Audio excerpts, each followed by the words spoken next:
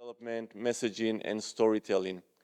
How did I get to the point where I decided to start my own branding agency? I grew up professionally in the tech world. I was the CMO and VP of marketing for multiple tech companies, typically joining in the founder-led sales stages, growing them to later growth stages.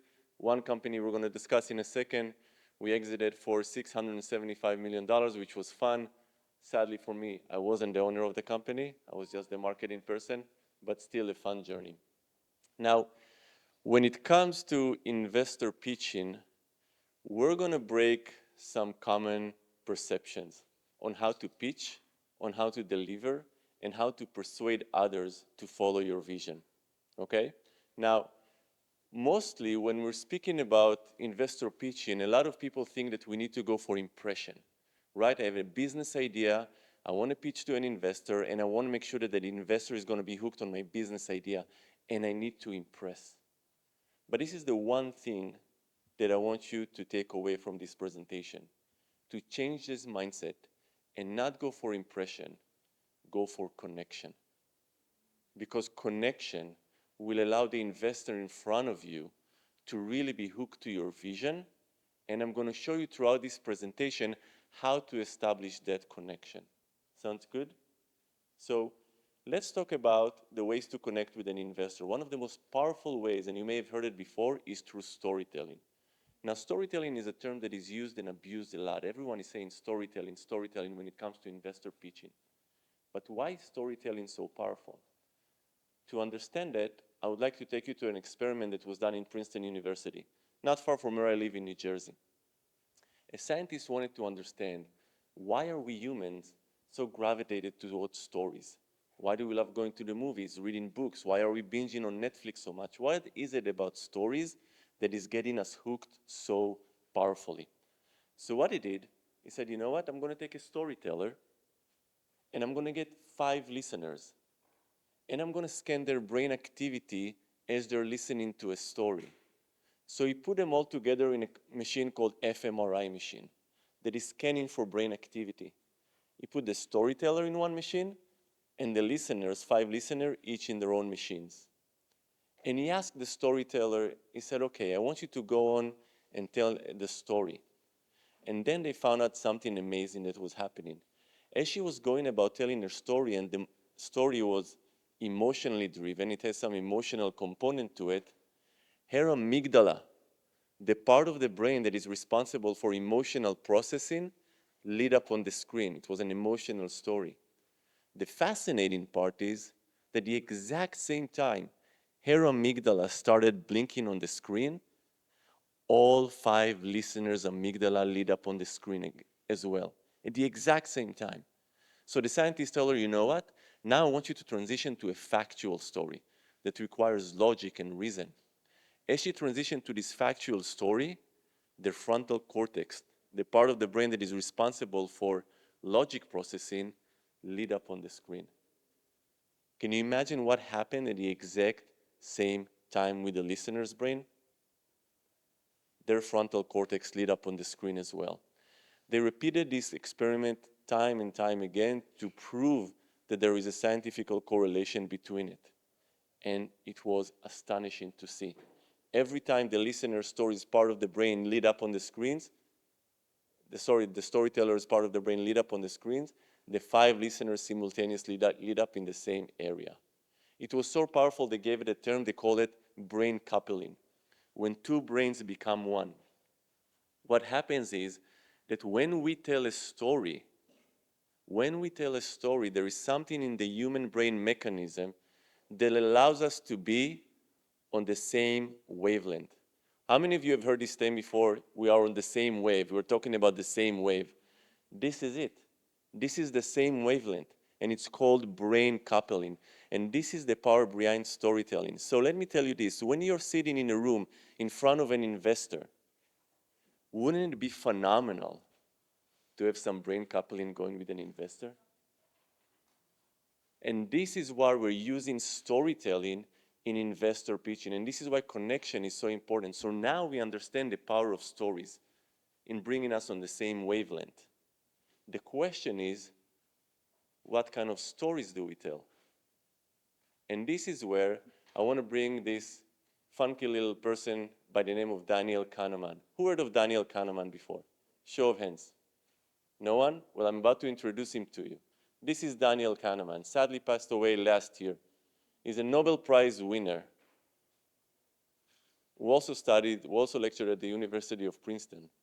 And Daniel Kahneman said something very powerful. He said, we humans, we are not rational beings. In fact, 99.9%, hear me out, 99.9% of the decision we are making in our lives, in our personal lives and professional lives, are based on emotional triggers. The system, the brain, is divided into two systems according to Kahneman, and this is why he got his Nobel Prize for, System 1 and System 2. System 1 is the emotional decision-making process, and System 2 is the rational one. Now, hear me out. You may say, well, Moti, it doesn't make sense. 99.9% of human decision-making process? Yeah. How many times have you heard an investor say, I know within 30 seconds if I'm going to invest in this person or not? 30 seconds. How do they know that? 30 seconds is not enough to go through the problem, the solution, the traction, the business model, finance, projections. 30 seconds. How do they do that? They follow gut. They follow instinct. They follow their feeling. Think about it. In our day-to-day jobs, when we decide to leave a job, what are the reasons we're telling ourselves we want to leave the job? Because we don't like the boss, we don't like the environment, I'm sick and tired of it. How many of us really do pros and cons of why do we want to stay and why do we want to leave? Right? Everything we're doing is emotionally driven. And why is that important to understand? Because the investors in front of us, sometimes we see investors as these cold, margin calculating machines. But no, they're just humans like you and us, you and I. Their decision-making process is the same as everyone else's. So, let's take one of the most successful business people on the planet, who is running one of the most complicated logistical operation in the world. And let's see how he goes about decision-making. Best decisions in business and in life have been made with heart, intuition, guts, not analysis. When you make a decision with analysis, you should do so. But it turns out in life that your most important decisions are always made with instinct, intuition, taste, heart. Listen to what Jeff Bezos is saying. All of his best decisions in life are made with intuition, gut, instinct, not data. He repeats it over again, not data. Because at the end of the day, if you're trying to sell your vision to a person, you need that vision to be communicated in a way that allows people to connect to it. If you're not able to connect to the mission, to connect to the person, all the great numbers in the world are not going to help you. Because guess what? Investors invest in founders first. Have you ever heard this term before? We invest in founders first. Why do they invest in founders first? Think about it. Every single person that comes into a room with an investor, and investors are seeing about 500 decks a month and about 100 founders, everyone has a great opportunity. Everyone has a great market to operate in. Everyone has a great product that they are pitching. I've never seen a single founder, and I'm working with about 30 founders a year, that says, we have an okay business. We need to figure out the market. If everyone is coming with an amazing opportunity, who are you going to invest in? You're going to invest in the founder you can connect to. So what I'm saying to you is that humans are looking for connection. Think about storytelling and an emotional story that can take you through that process. I don't want you to follow the traditional pitch deck template that says problem, solution, demo, traction, market analysis, go to market. This is how most people pitch today. And when I started my company in 2022, I had a lot of founders coming to me and said, listen, Moti, the market is very tough for fundraising and we're not able to fundraise. Guess what? It's because everyone is pitching the same in a very mechanical way. You need to go above the threshold. You need to connect to the investor in front of you. And so I decided to develop my own pitch cycle method. And I released that method to a site called Medium. Have you guys heard about the site Medium for blogs? Within a week, I got over 40,000 reviews and tens of thousands of likes. And I started publishing more and more articles about it, making me the #1 writer on Medium's website when it comes to fundraising for startups. Simply because my approach is different. I understand that in order for you to connect with the investor in front of you, you need to, one, capture their imagination right from the start. Two, present the opportunity. Three, drive the business argument in a very concise way, and only then ask for money. This is the pitch cycle method, 4 steps that I like to follow that helps me help others raise their money, and we're going to go through actual examples in a second. So let's go forward to the first step of capturing imagination. Moti, great, capture imagination. How do you capture someone's imagination? Well, we tell them the purposeful story. What is a purposeful story by which you start the pitch? You know, I saw you speak about martial arts. I know nothing about martial arts. I know nothing about martial arts, but guess what? I connected to his story, his passion, his childhood, and I was able to connect to it right away. How he decided to build his business. And this is the purposeful story investors are looking for. The purposeful story is a story that allows you to understand the person in front of you, the problem, the technology, the market, the audience, all within a minute. And I'm going to show you how to do it. So rather going through this very schematic kind of problem, traction, demo slides, let's plug everything into a story. I told you I worked for this company that exited for $675 million. The company name is Carbine. And I joined the company when they only had $500,000 in sales.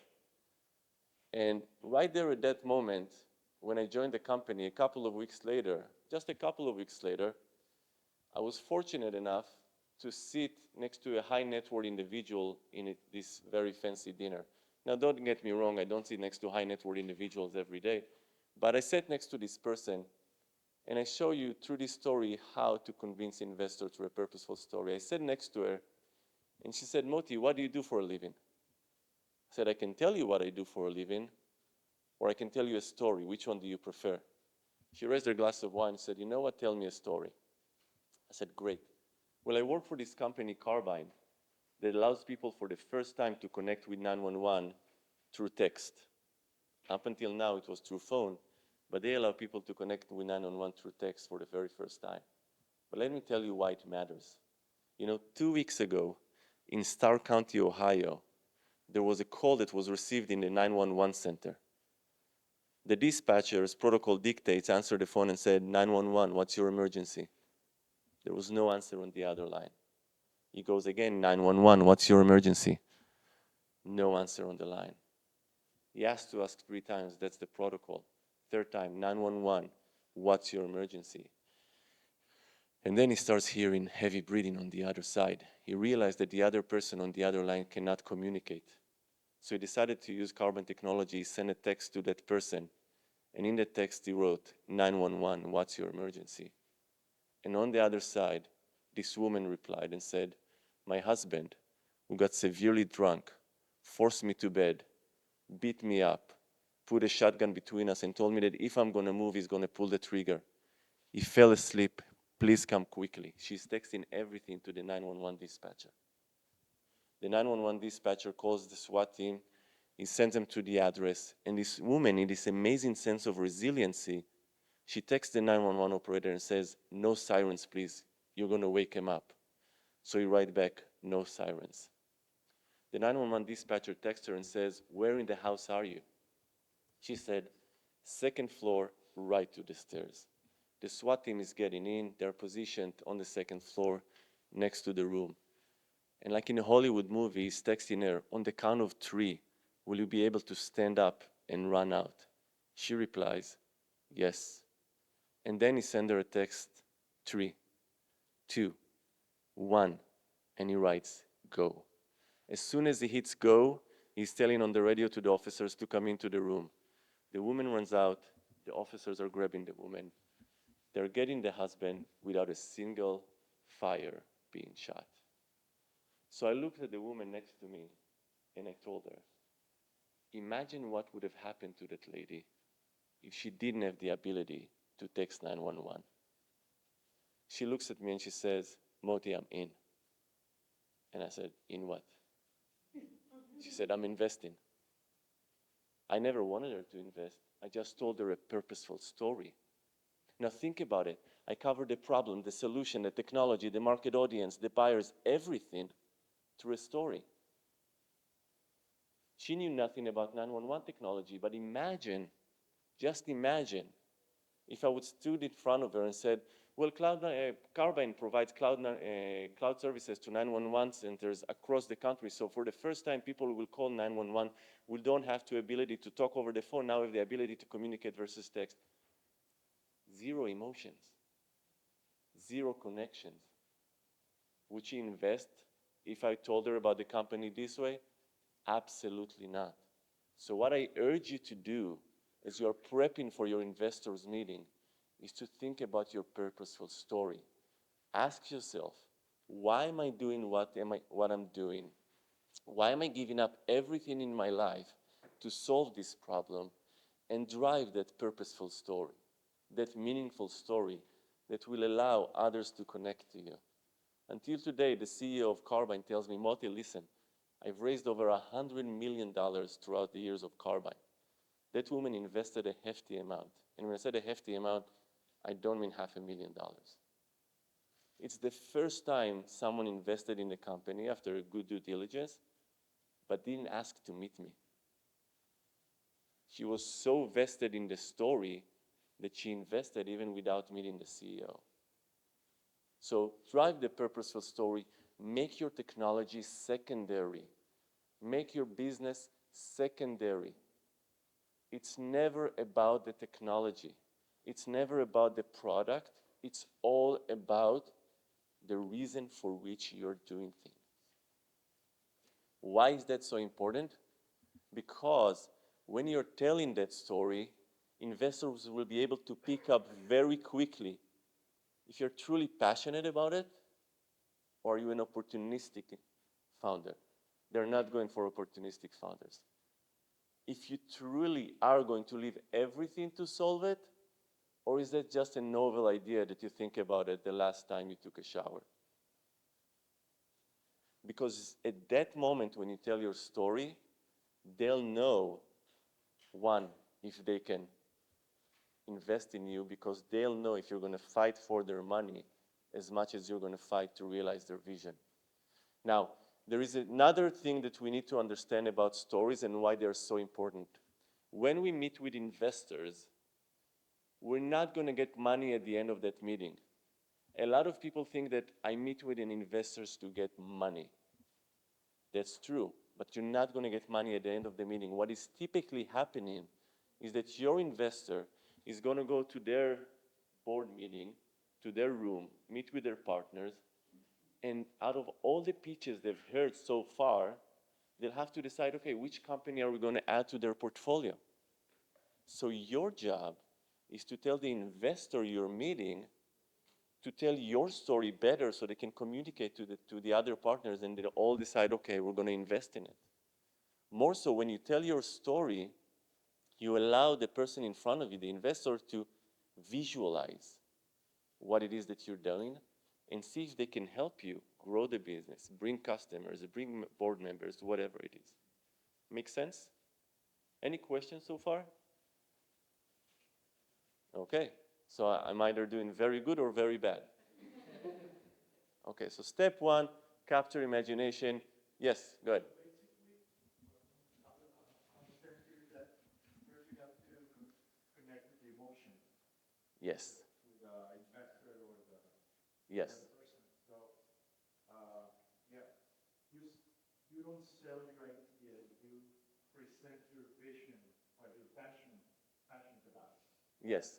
The data and all of those statistics will come afterwards. 100% right. What you said is very important. First of all, and I know this, the title of this session is called How to Sell Your Vision, but we're not there to sell. It's a different mindset. We're there to bring believers into our journey, and we're there to make people connect with us. Now, why do they need to connect? Because, as I said before, every business has great potential. Every business has great numbers to show, big market size. The differentiator in your business is you. They have to connect to you first. Okay? So, and I like to divide it into what I call the two parts of the session. You have connection and business validation.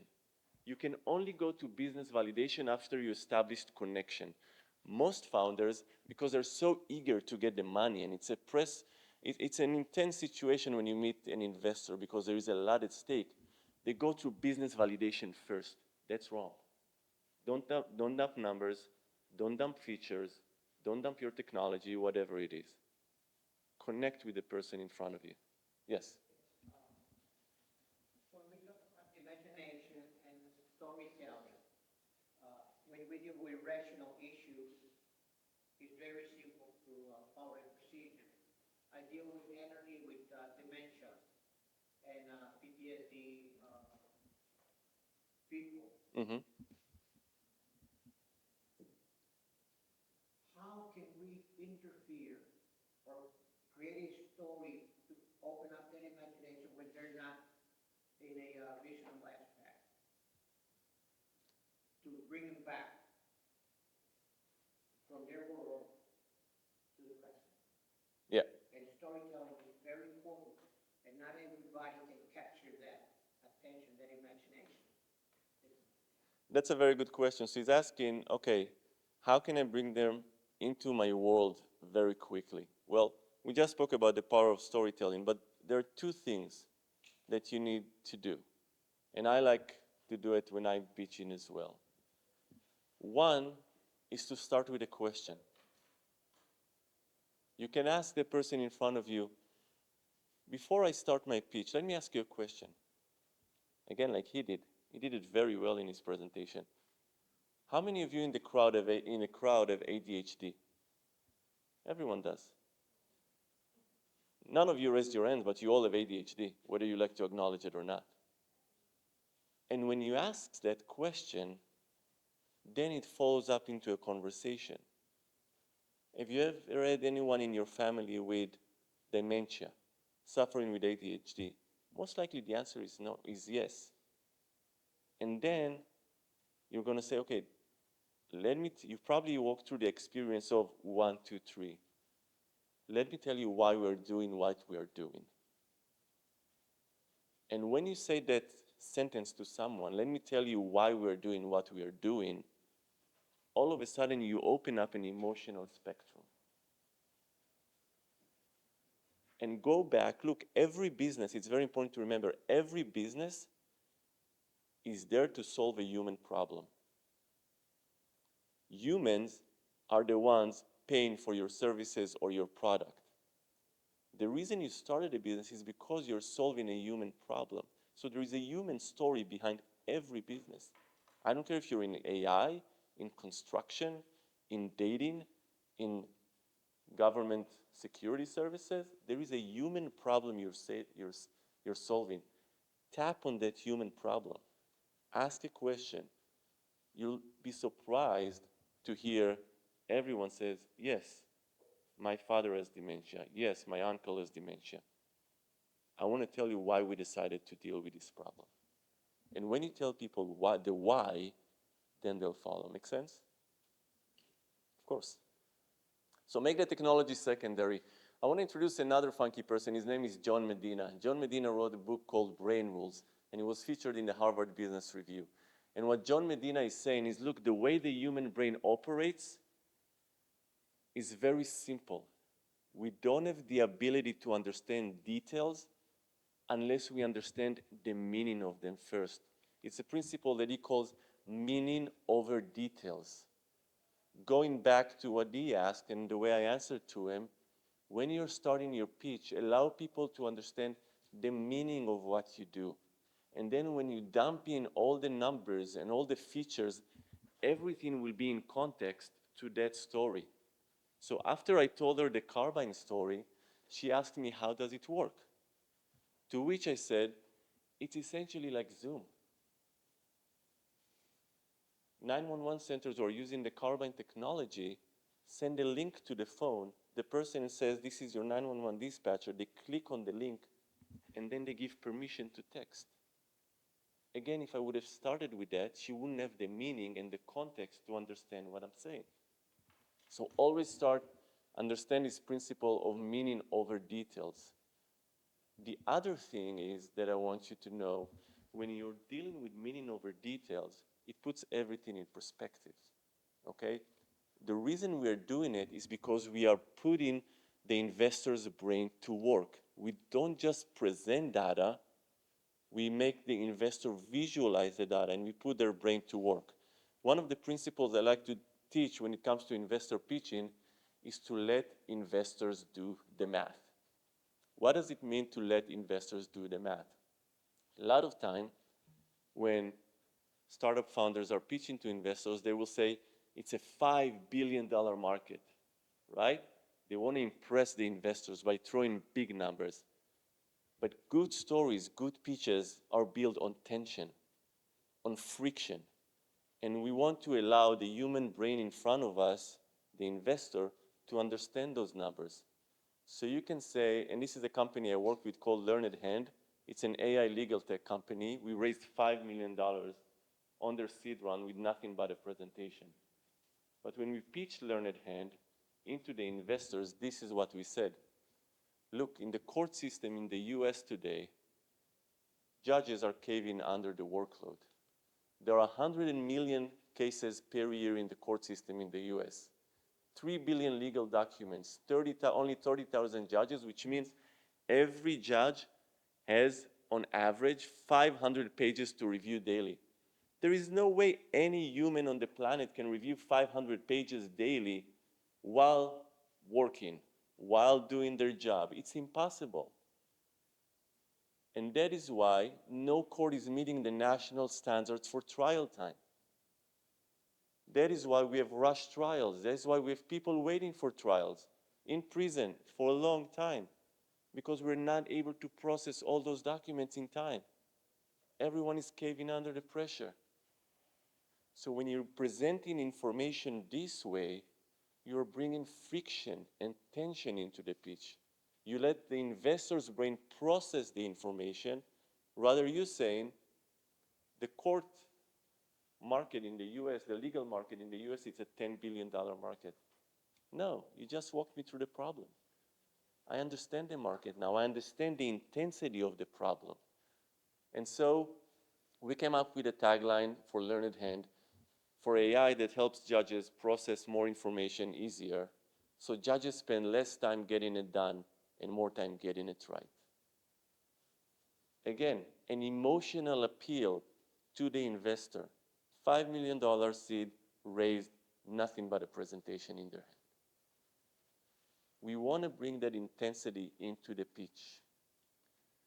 Don't use words like reinventing, redefining, reimagining. Sorry, I have a typo there. How many of you started talking about your business? How many of you have heard this before? All you're doing is recycling. When you're using everyone else's lingo, your pitch becomes their pitch. You sound like everyone else. Avoid the industry lingo. Pitch in a way that is unique to you. Bring your charisma, your character, your sense of humor, your personality, and most importantly, your story to the pitch. Okay? Speak about the opportunity in a way that makes sense, which brings me to the second part of the pitch cycle, the opportunity. And in the opportunity, we're going to focus on what I call the process transformation, the way we are doing things differently. I recently worked with a company called Voltify. You know, the process transformation is your purpose. I worked with a company called Voltify. And what Voltify is doing, they're taking the rail systems, and rails are very high in consuming energy and coal, and they are electrifying it. It's Tesla for trains. So they came to me and said, listen, Moti, we have this very deep technology, but we need to deliver it to investors in a way they understand. So I said, okay, let's focus on the process transformation. Voltify, and we came up with this tagline of driving profits, not diesel, because they're electrifying trains. So how do we take a very deep technology company and focus on the process transformation? We said, well, step one, We retrofit existing locomotives, we put a big battery in them. Step two, we are providing charging grids along the rail systems that can allow them to charge as they go. And step three, they have very special algorithms that knows how much to charge to each train to optimize the energy. But in a sense, we just took a very old mandated system like the rail system, and we focused on the process transformation we got to them. Voltify just announced they closed a $30 million seed round. $30 million. Why? Because the founder started with a story. She went through the process transformation in a very simple way. She took a very deep technology and didn't focus on it. She focused on the big picture she's solving. She used what I call common sense and commonality. Everyone can understand it. You knew nothing about, or I'm assuming, I may be wrong to assume so, but we may know nothing about the legal system, but all of a sudden you understand the problem. You knew nothing about Voltify, but within 3 seconds you understand what they are doing and the potential of it. You don't need much to convince people in what you do. You just need to simplify it and stick to the story. Questions? Yes. Myself and my team actually have a meeting with an investor on the, tomorrow, Tuesday 28th. And I think what you said as far as simplifying, so our platform is very technical, right? It does tackle human emotions, but I mean, it's very technical. So how would you say to break it down or simplify it without having to go into that technology factor? That's a very good question, and I hope everyone heard it. She said we have a very technical platform. How do we simplify it? Because there is a lot that is involved in it. It's very technological. It's not an uncommon problem to think, okay, how do I simplify it, and how do I get it focused to an investors? Because investors like focus. To do so, and that's a very hard exercise what I'm about to tell you, I like to practice what I called the rule of one. What is the rule of one? One problem, one audience, one solution. Focus on the one thing that you know is your major thing that you're solving. There is a lot that goes in your company, but focus on the one thing, the biggest thing that you're solving. Leave everything aside. Now, and through that thing, allow the investors to understand why you are most fitted to solve it. What is your unfair advantage? Tell them the story. Investors want to see that you leave the pains of the people you're trying to approach. So, and then you say, okay, why did I start this company? For so many reasons. What is the biggest thing I want to communicate to the investor? Only one, because you don't want to be sound too diluted. Leave the features to a second stage in the pitch, and then just start, okay, this is why we're here. What is that human problem? And if you want, we can even discuss briefly after the meeting. But just remember this, the rule of one, guys, we have to pitch one thing. Otherwise, everything seems diluted. And everyone always saying it, you know, even Amazon started with books, right? Imagine me pitching Amazon today to investors. That would be the biggest joke on the planet. Hey, guess what? Okay, I'm gonna have this platform that is gonna sell everything that people need, deliver it within 2 days, but wait, I'm also gonna have what I call AWS, Cloud Services Platform, but wait, I'm also gonna have a fashion business, Amazon Fashion, and I'm also gonna have Amazon Basics. After what people are gonna buy, I'm gonna copy their products and I'm gonna create it as my own. It's too much. Is it a multi-trillion dollar business? Yeah, fine. Can I pitch it this way? Absolutely not. Not in the early days. So just focus on the one thing you're solving and find the human angle in that and build around it, that story. Okay? Any other questions? With AI nowadays, the person who believes, how do you separate the AI story versus the human story? It's, I think there's a TV of respect to 100% understand AI, Yeah, and I'm more familiar with most human beings. right. So I'll go back to the same principles. You know what? I'm going to pitch you OpenAI. I'm going to pitch you OpenAI now to answer your question, the largest AI company in the world today. But at the end of the day, everyone is coming up to solve a human problem. Remember it. Ask yourself, what is the human problem I'm solving? So let me pitch OpenAI to you. Here is the way search engines are working so far. You type in a search term and you get links. And then you click on the links and you need to search for the information. Then you search for the information and then you craft your answer. This is where AI comes into play. Instead of links, you get answers directly. You miss all the clicks in the middle. Instead of a search engine, I'm giving you for the first time an answer engine. Everything you ask, you're going to get the answer right away.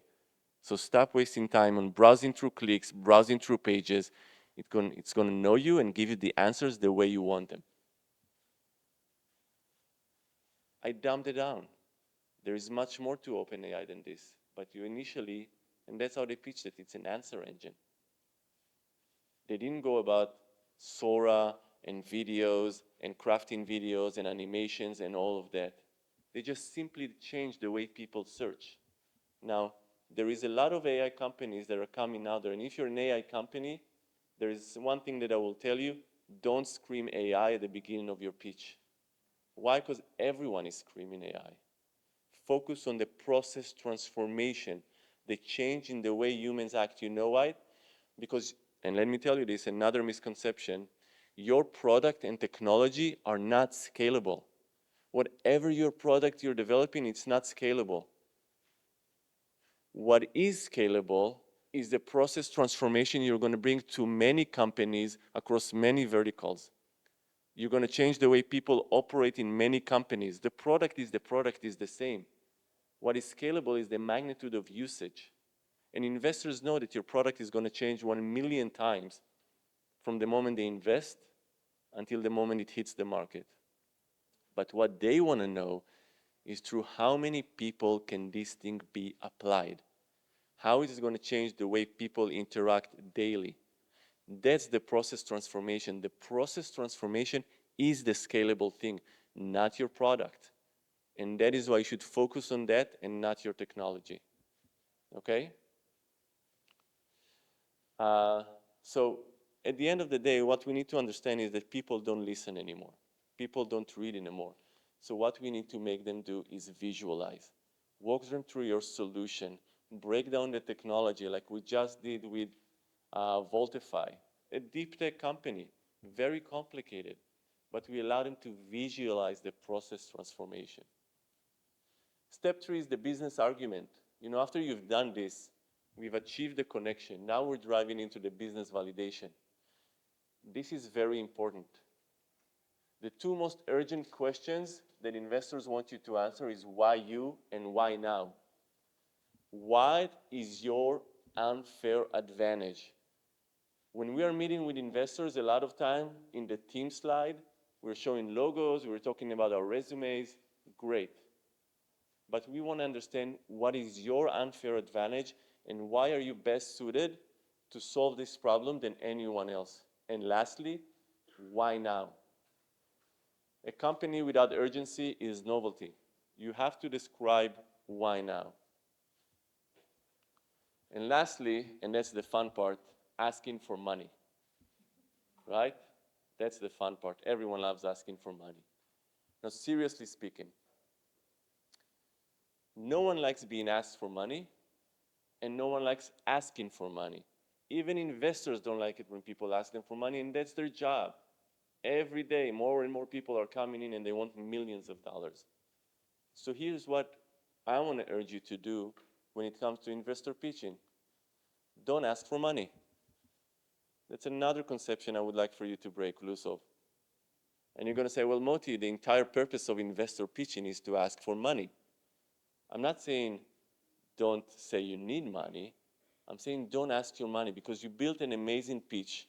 You talk them through your solution, your process transformation. You don't want to end the presentation with this cold note, and I need $5 million to do 1, 2, 3. It's a vibe killer. Do the following instead. And I've practiced it with all of the founders I'm working with. So what is your name, by the way? Crystal. Let's say you're my investor. So Crystal, if everything I showed you so far is interesting to you, I would love to walk you through our business model, projection, and show you how we're going to allocate our $10 million seed round. Did I ask for money? No. But did I ask for money? Exactly. So I always love to keep the projection, the financials to the end and say, and if anything that I showed you so far is interesting, I would love to walk you through our business model, projections, and show you how we're going to allocate our $10 million seed round. And from there, you can take them through the GTM, the growth, leave the numbers to the end.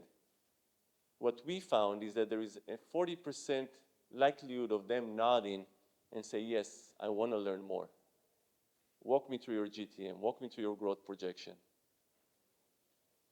So don't ask for money, plug it in a form of interest.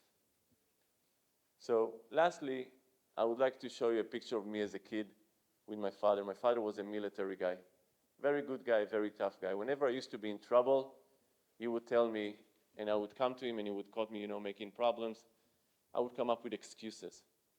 And my father told me all the time, Moti, stop selling stories. And what I'm here to tell you is, I don't want you to sell stories, I want you to tell stories. Because that will allow the investor in front of you to truly connect to who you are. Okay? And that's all I have for you today, guys. Thank you so much.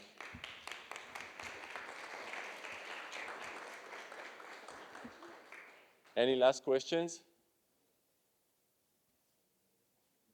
So basically needs to connect, what, in 60 seconds? 3 minutes? I'd never like to put a time on it because if you start in a genuine way, the conversation is going to flow. I think I'm going to go back to your question. I'm going to go back to the first slide. Okay, it's going to take me a second, but I'm going to go back to the first slide and more and more and more and more and more. Boy, I have too many slides. I'm going to go back to this one. Don't go for impression.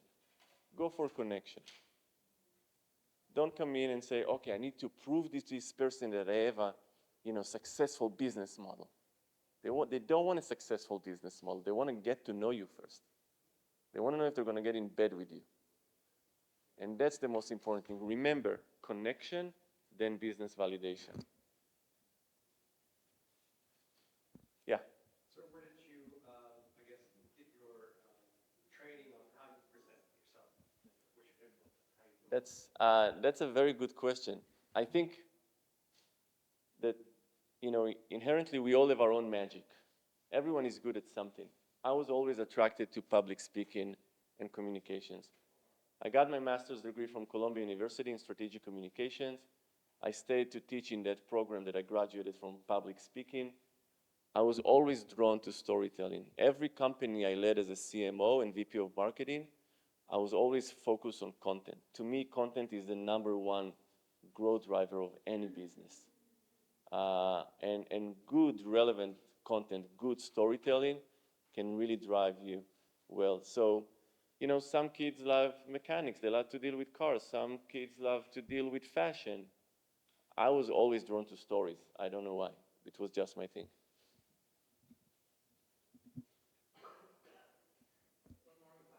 One more final question. Storytelling for this older generation is a lot easier than storytelling for the new generation. I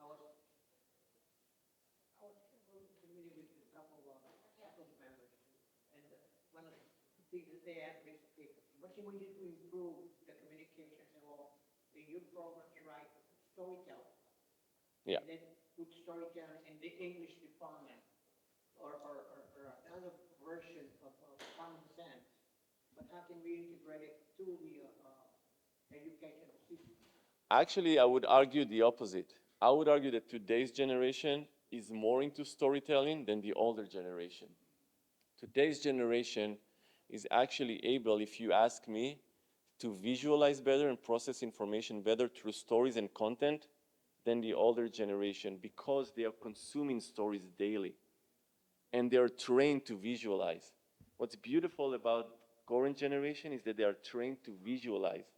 Our generation was trained to read, to write, to learn. Their brain is trained to visualize. So once you're going on that path of visualization, you're actually going to hit them much stronger than you think. So it's not an English department, it's a communications department. It's the way the world works today. If you don't make people visualize and get it instantly, then you're out. It's the reality of things. Great presentation. I think Thank you. we talk about storytelling. It's very founder-led, right? Like people connect with the founder. But you led, I think, at a pretty large scale startup. And how do you kind of scale storytelling and connection beyond the founders? So that's a very good question. I work with founders all the time. And as I work with them on their pitches, they're saying, they always have this question, so Moti, why won't you come on the meeting and pitch with me? And I tell them that's the worst mistake you can do. Why? Because I'm not the founder of the company. And if you as a founder cannot pitch, we have a problem. You have to practice. You have to practice. You have to dial down your story, focus on your story, and then, get out of a mindset that I'm here to sell a business. And I've worked with many founders, and once they realize it, there is a mind shift and they're able to communicate better. So it's a process you have to go through. It's not an overnight thing. So even at scale, you're saying it's really good for every founder. Yeah, yeah. With customers as well. Even if you have a salesperson, right? And it comes down to sales, it comes down to everything. If you want to do it in scale, great, you can do the workshops, right? But it's a skill, it's a muscle that you have to develop. If you're to selling in a single way, and you're coming to you and say, look, stop doing it that way, go through the more emotional decision-making process, you have to make people practice it. Does that answer your question or not really? Yeah. I'm having the other presenter coming to the room. I want to be respectful. I'm going to be outside. Feel free to dive deeper into questions. I'll be more than happy to answer everything. Thank you so much. Thank you.